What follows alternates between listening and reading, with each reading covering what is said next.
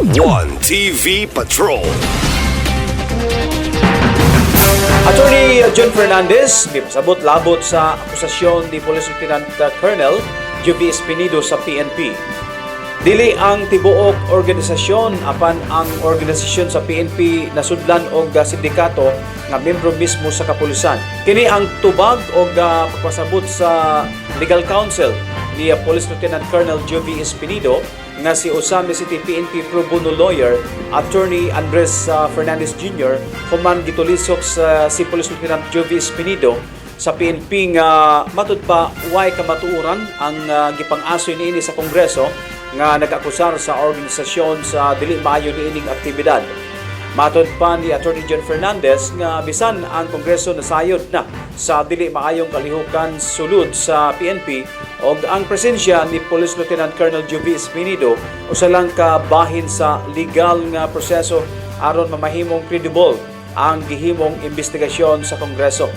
Gihimong resource person sa si Police Lieutenant Colonel Jovi Espinido sa investigasyon sa Kongreso gumikan kay mas labi kining nasayod sa extrajudicial killing panahon sa administrasyon ni former President Digong Duterte o ni former PNP Chief nga karon Senador Ronald Bato de la Rosa.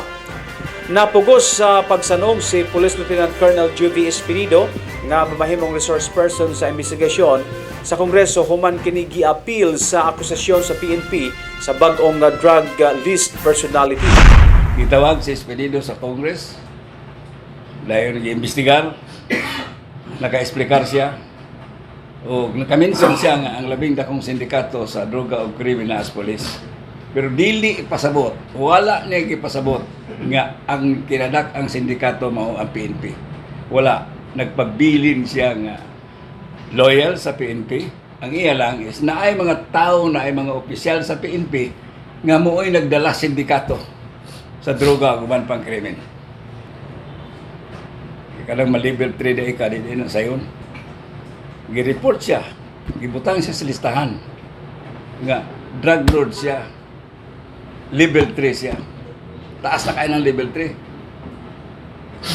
So, muna, nasubo siya anak, nga nung nainaanak siya. Pagkatapos sa itong operasyon din gibutang na pala siya sa drug lord watch list. Which the president knew it. Naibaw presidente ana. Hindi man mo tuo si presidente ana. Ito bitong naapos sa Bacolod, di ba? Appeal siya sa 357 nga drug listed police personnel. Hindi ko mo giniingon nga. Wala natin doon. Sir, sa apil-apil. So, kanang akong inan man si Colonel Espinido. Kuhaan ng statement sa Provincial Command sa Misamis Occidental, submit that to the committee. Bahala ng committee, ipatawag ng provincial commander, ipatawag ng information officer. Yes, to let them explain. Kanili mga ila mao'y tinuod. Tinuod nga nalitok na, pero na-explain man guna. Nahubad man guna. So, dili maayo nga mura imong pasulod sa media.